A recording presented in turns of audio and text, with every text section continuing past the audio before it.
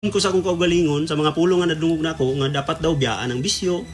Kanang kay ang bisyo daw kuno dili makahatag og kaayuhan kundi makahatag pa siya kadautan. O kanang na ang imbis nga ipalit nimo sa bisyo, kanang dapat ipalit na lang unta nimo sa kanang pagkaon sa panimalay. Tama So no, ingon ko nga itama man pud. Nga hindi nako pagsulayan. No? Dito gitry nako gyud. Gitry akong kuan lang, gitry lang sa nako. Oo. Bali 3 days sa tinuod ka ng ang akong anak na ayo. Ay, milagro. Oo. So kana no. Mga taga-paminaw dire so yung nakikinig dito. So puro milagro talaga ang pinag-uusapan. Oh, Ang hirap paniwalaan yan, partner eh. Kasi kahit ako noon, nung una kong narinig yung mga mensahe, hindi naman agad ako naniwala kasi sabi ko, may ganun pa? Diba? Parang kung tayo yung nagsasama-sama, pag nag-uusap tayo, talagang makaka-relate yung isa't isa sa atin, yung bawat isa sa atin. Kasi nga, bawat isa sa atin ay yun yung nafe-feel nung mga panahon na yun. Na kung una-una mong maririnig or narinig yung mga ganong mga mensahe ng Diyos na Ama, talagang magtataka ka. Talagang magdadalawang isip ka. Kasi nga, yung namulatan natin, sa panahon kasi natin ngayon, is yung paniniwala natin is nabubuhay yung tao sa medical. So, nasa experience po ninyo, Ma'am Queenie and Sir Gerard, na hindi po pala. Mali po pala yung dati nating paniniwala na yung gamot is yung nagpapahaba ng buhay ng tao. Kasi nga, yun na nga, totoo nga buhay ka, pero nagsasakripisyo ka. Totoong buhay, Sir Bobok, kasi nga, dun nagtatrabaho sa hospital, libre yung gamot. So, totoong buhay, pero nagsasakripisyo sa sakit. Kasi nga, yun na nga, based sa kwento ninyong dalawa, ma'am and sir, hindi po gumagaling yung mga anak po ninyo. Totoo yan. Yun lang pala. Kailangan pala ang tatay magbago, ano? Para yung anak. Ay, yes, na-recall ko yung last lang na nag-mission tayo doon sa Norala. Yes. Yes, Santo Niño na yata yun, Kasi Barrio 5. Ang ganda ng kwento kasi nun, Sir Bubok, no? Kasi yung bata mismo, yun yung nag-i-encourage sa ama niya or sa tatay niya na wag nang uminom. Kasi sa tuwing umiinom daw yung tatay niya is nakakaramdam siya ng hindi maganda. Hindi maganda. Yes. Yung bata nakahiga, nakaratay na lang. So, nung dumating kami doon, so hoping, I don't know kung hanggang ngayon, pero nakahiga lang, payat na payat, 13 years old. So, isang mensahe na lumabas doon, yung tatay, please, iwasan ang pag-iinom. So, isa yun. Siyempre, makikita din natin na talaga sa pag-iinom, wala tayong makukuha, kundi sakit at saka mawawala yung pera natin. Pag umaga, saan ba napunta yung pera ko? Wala, lasing ka na eh. Meron akong nakitang Facebook post niyan, Sir Bubok birthday daw niya, pero yung tatay niya is lasing. Wala ba? Yung nasa picture is yung mama lang at saka yung anak niya. Kasi nga, wala yung tatay kasi nga, syempre may handaan. So, yung tatay daw is lasing. So, yun kasi yun dapat yung moment na, kumbaga pa, binibigay natin yung kasiyahan ng mga anak natin. Kasi yung mga anak kasi natin, di ba ma'am, hinihiling kasi talaga natin yan. Sana magkaanak ako. Tapos nung nagkaanak, birthday ng anak, sa isang taon, isang beses lang yan sa isang taon. So, hindi kompleto yung pamilya niya kasi nga yung tatay niya nakahiga na doon kasi nga lasing na daw. So, parang Sir Bubok, no, kung ating pagtagpi-tagpiin yung mga kwento is totoo talaga na wala tayong magandang makukuha sa bisyo. Kasi nga, bilang tatay, siguro masasabi natin na maitatanong, pwede nating itanong yan na masaya ka ba na nakikita mo yung anak mo na ganyan, ikaw nakahiga, natutulog na kasi lasing na lasing ka na, tapos yung anak mo kumakain, kasama na lang yung bisita yung nanay. So, dito sa panong ng Diyos na Ama is ginaguide po talaga sa kung ano yung tama. tama na naaayon sa kalooban ng Diyos na Ama. Hindi lang na ibig sabihin na nandito lang tayo para mamuhay, para magsaya, na hindi na po gumagawa na po tayo ng mga bagay-bagay na hindi po naaayon sa kalooban ng Diyos na Ama. Kasi nga, yung kung babalikan kasi natin yung sa mga dati nating paniniwala is,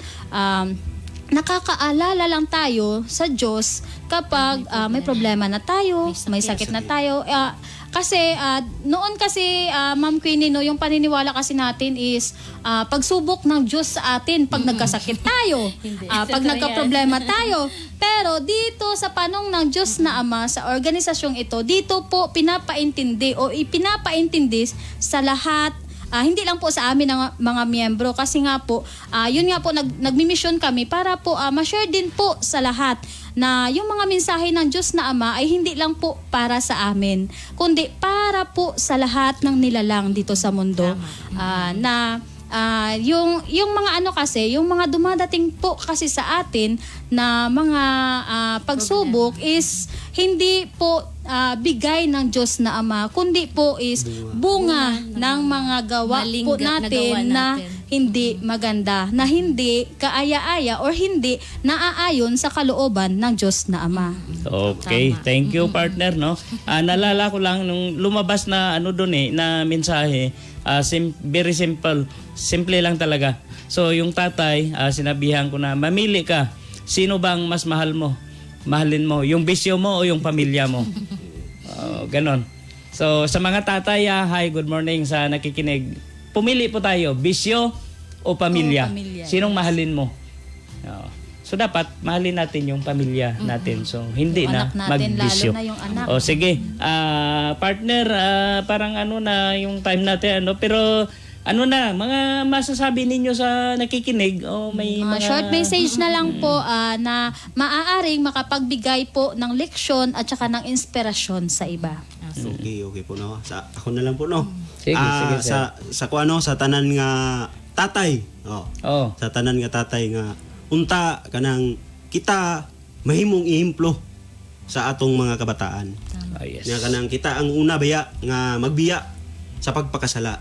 Yes. Nga unta maoy madak-an o kanang matubuan og butang atong mga kabataan sa pamaagi nga kita nga mga tatay kanang nahimo nga maayo nga ehemplo Yes. sa pagpakamatarong sa pagsunod sa kabubuton sa amahan. Yes. Kasi nga, Sir Gerard, no, balikan natin yung kasabihan na kung ano yung nakikita ng bata, kung ano yung ginagawa ng matanda ay nagiging tama sa mata ng bata. So, naalala ko bigla, Sir Bobok, no? Kasi totoo naman anong karapatan mo na disiplinahin yung anak mo kung mismo sarili mo hindi mo madisiplina? Nakakahiya. Gali so kadiani kinahanglan jud na kanang for example mo badlong ka sa imong anak kanang moingon ka na kanang ayaw pa malikas ha pero ikaw na malikas ka. Ayun. So useless kaayo ang imong Useless giingon na kanang dili mamalikas kay ngano nadungog nila sa imuha. Nakikita. So mo nay nindot jud diani sa kanon sa panong sa Dios Amahan kay diri jud nako nakatunan diri kami na mag-asawa no kay sa una lahi-lahi jud ang among pag ano gani sa mga bata pagdisiplina. Yes. Kay kanang bang kung sa kwan pa magpa-good shot di ba? May kanya-kanyang diskarte. Bana.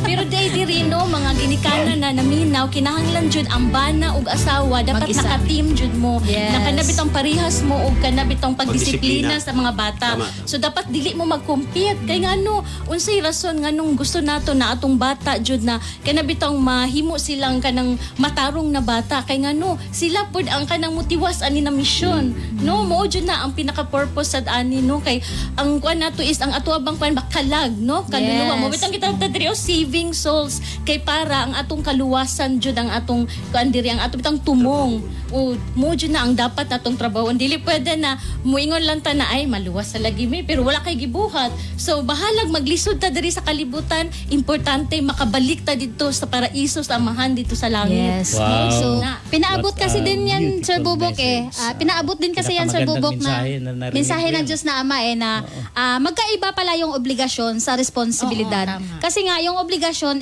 is external kasi nga obligasyon nating mapakain, mapaaral, mabihisan, mapatira sa bahay na may bubong na hindi na ano tawag diyan, hindi tumutulo, nakakatulog ng tirahan. mahimbing. So iba din po pala yung responsibilidad.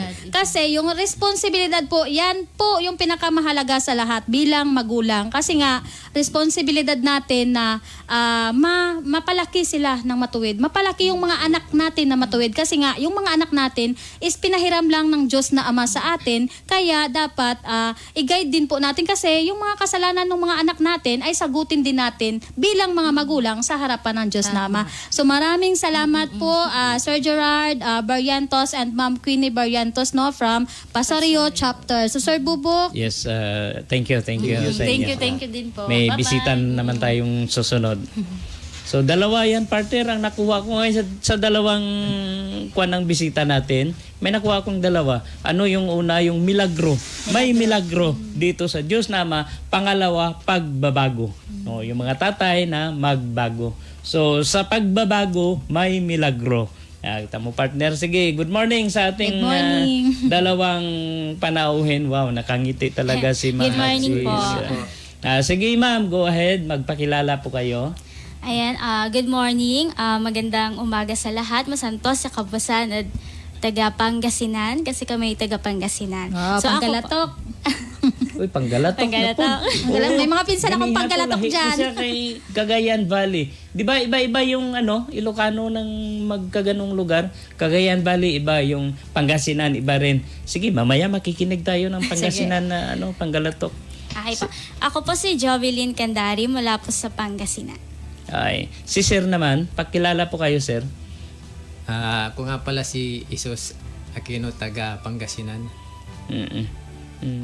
Ganun pa rin, Sir. Paano natin, saan tayo nag-umpisa noon? Paano natin nakilala ang Diyos na Ama? Hanggang sa paano tayo nagiging member dito? Nung nakilala ko po itong Diyos na Ama dahil sa aking hipag, pumunta po siya doon sa bahay. Inimbitahan po kami na magpulong. Ako naman dahil hindi pa ako dito sa kwan, umalis ako, yung asawa ko ang nakipagpulong. Yun, nung umalis ako, tapos pagdating ko sa bahay nung wala na ng mga missionary, sabi ko, kumusta yung pagpulong nila? Sabi, maganda. Sabi. Hindi maganda rin, sabi ko. Nung sa susunod na pagpunta nila doon, akala ko makakatakas ako dahil bala ko na namang umalis. Pupunta na naman sana ako sa bukid. Hindi ko alam na yung kausap ko na pala si Brother Jit. Kaya hindi ako nakaalis. Yung para akong namagnet. Nagkikwentuhan kami. Yun, hanggang nakinig na lang ako doon. Nag-stay na lang ako sa bahay hanggang natapos yung namin, yung pagpupulong. Maganda pala, sabi ko sa kanila. Kaya yun, patuloy po kaming nakinig, sumama hanggang sa nagmisyon. Yun, hanggang sa dumating yung pagsubok sa amin, yung anak ko, pumasok siya, tapos pagdating sa bahay, masakit ang tiyan niya. Yun, sabi ko sa anak ko, anong kinain mo? Sabi ko, wala, basta masakit lang tiyan ko. Magdasal ka, lumuhod ka. Sabi ko, isipin mo kung anong nagawa mong kasalanan. Sabi ko sa kanya. Ang sabi naman niya sa akin, wala akong nagawang kasalanan. Sabi niya ganun. Hindi, imposible, sabi ng nanay niya. Imposible na wala kang nagawang kasalanan. Talaga, oo. Alalahanin mo kung ano yung nagawa mong kasalanan, sabi niya. Yun. Ang ganda ng kwento, Sir Bubok, ang ganda ng kwento ni Sir Jesus Aquino, no? Kasi nung una, gusto niya pang umiwas. Pero nagdumating sa punto na hindi na talaga siya nakaiwas kasi nga mismo yung spiritual advisor natin is nakaharap na niya. So yun nga yung sinasabi natin na kapag isa ka sa tinatawag ng Diyos na Ama ay talagang hindi ka na makakaiwas. Sige sir, continue. Pagpatuloy mo yung kwento mo na sabi ng mama niya, imposible na hindi ka nakagawa ng kasalanan. Imposible, sabi isipin niya. mo. Isipin mo, sabi. Mm. Yung pala, nag-vape siya. Vape, yung nag-vape. parang sigarilyo, no? Yung Oo. ginagawa ng mga bata ngayon. Hindi, sabi ng mama niya, dalawa kami, lumuhod ka anak, magdasal ka. Isa-isay mo yung nagawa mong kasalanan, tapos humingi ka ng kapatawaran sa ating Ama. Oo. Matigas ang ulo niya, hindi siya lumuluhod. Hanggang sa 1 linggo na yung sakit ng tiyan niya, Oy. pero nanindigan kami na hindi namin itinakbo sa ospital. Oh, mabot pa ng 1 linggo, Oo, sir? oo. Ay. Ayun, anong nag-aalala na yung mga magulang ko, Mm. kung di mo itatakbo yung anak mo, ako ang magpapatakbo sa. Mm. Nag-aaral yun, ano? Nag-aaral? nag-aaral. Oo. Sige, sir. Ayun, tinawagan namin si Sir Jit kasi Oo. nag-ano na yung tate ko, tinawagan namin. Sir, anong magandang gawin dito sa namin, sa anak namin kasi mag-1 linggo na yung sakit ng tiyan niya. Oo. Sabi ko, kung anong donas na magandang gawin, sir. Isipin mo paisip mo yung kasalanan niya. Sabi niya ni Brother Jit, pinaisip niya hanggang sa inamin niya yung pagbibip niya. Oo. Ayun. Tapos, patalikodin mo, sabi ni, ipahiga mo ng patalikod, tapos hilain niyo yung paa at sa kanya kamay. Tapos, pag niya, ipaano niyo, paglakarin niyo pagkatapos ng hilain, sabi. Umakat siya. Oo. Tapos, kumuha kayo ng dahon ng alatris, at yun ang ilaga ninyo, yun ang iinumin. Di yun ang ginawa namin. So, kinabukasan, ginawa namin yun, pinainom namin sa kanya. Nung kinagabihan, nakatulog na ako, sabi ng anak ko. Hindi na masakit yung tiyan mo, hindi na. Ayun, nung hapon na, siya na ang nagyayang magdasal. Nay, magdasal na tayo ma, sabi niya. O sige, siya ang nagboluntaryo na magdasal na kami. Kaya yun, tuloy-tuloy na yung kagalingan niya hanggang sa bumalik yung dati niyang sigla.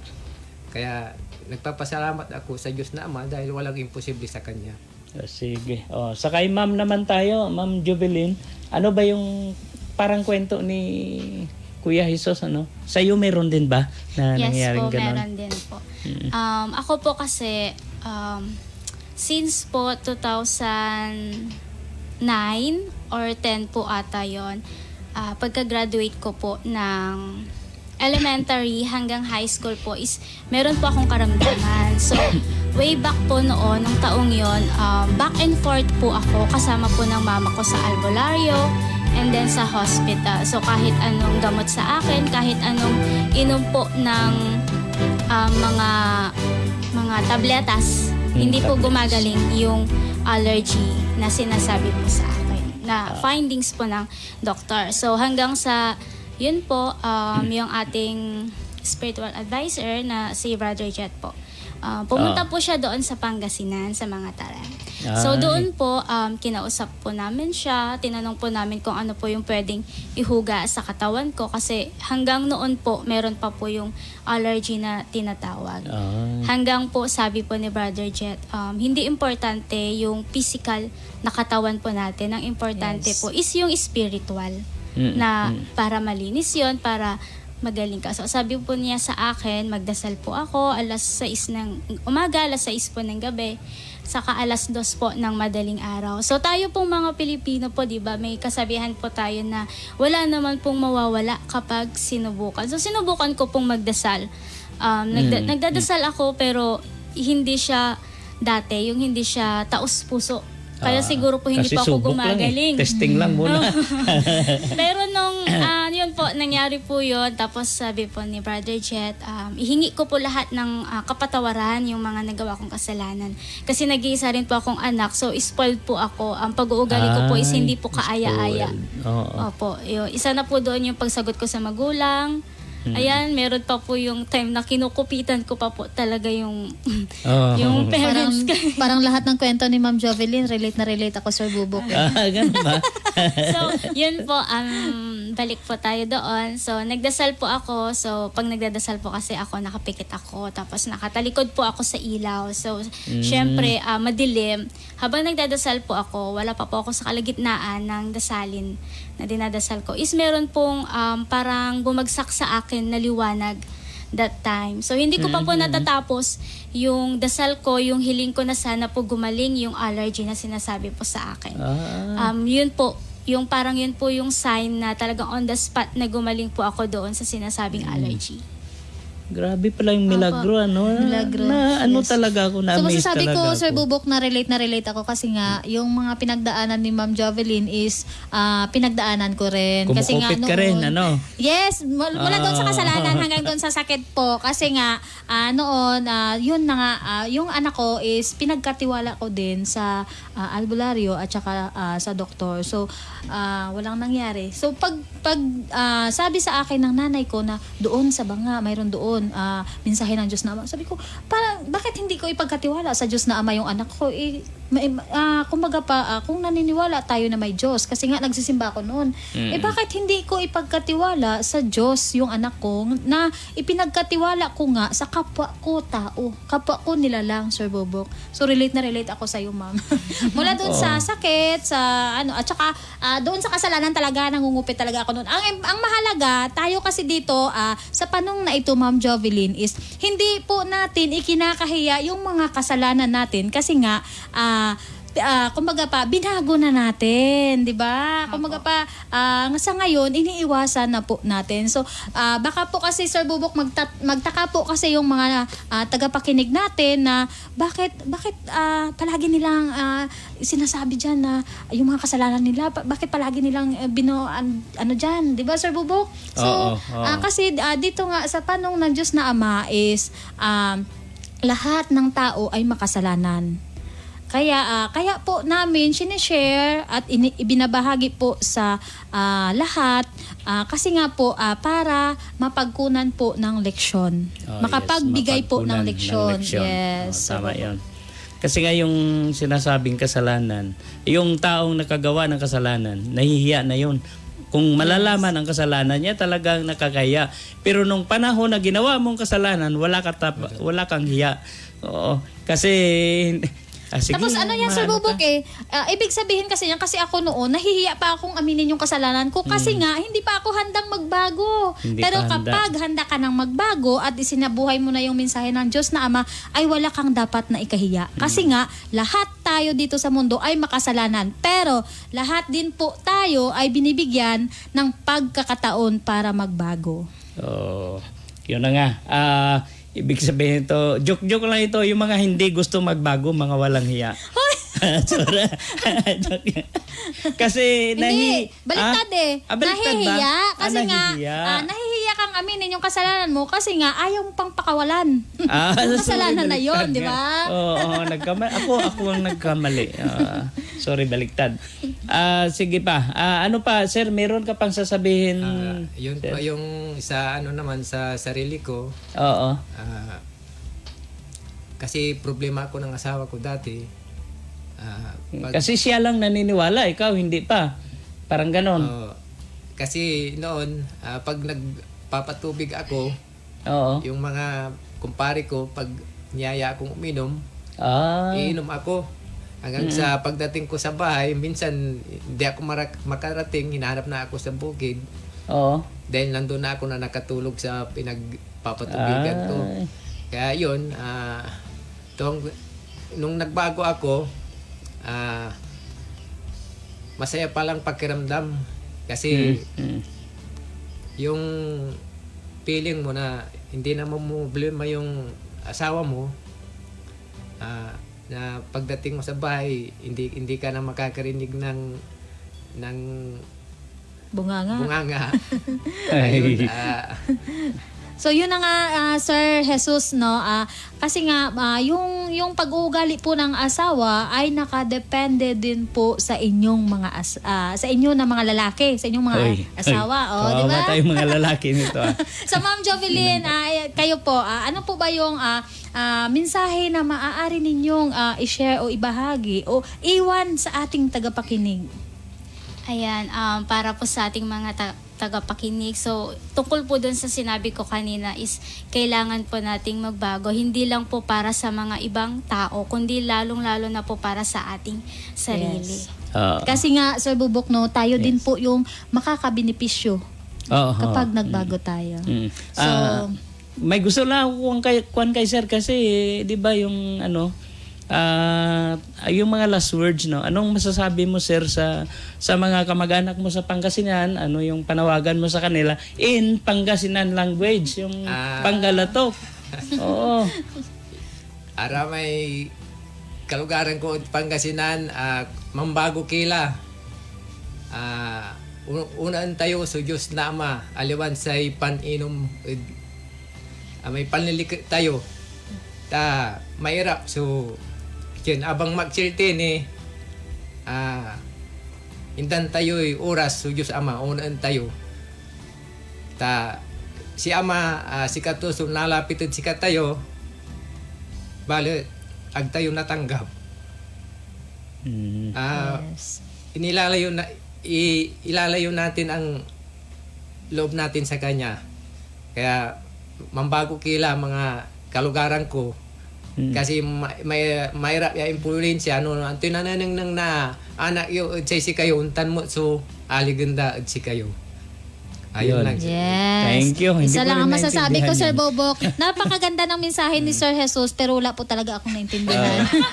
So maraming salamat po, Sir Jesus Aquino Thank you po. and Ma'am Jovelyn Candari. Thank you po. Thank you. So, mangyak-ngyak Sir Bubok, no? Parang mangyak-ngyak si Sir Jesus. Maraming Aquino dito, Sir Jesus, sa Coronadal City, South Cotabato.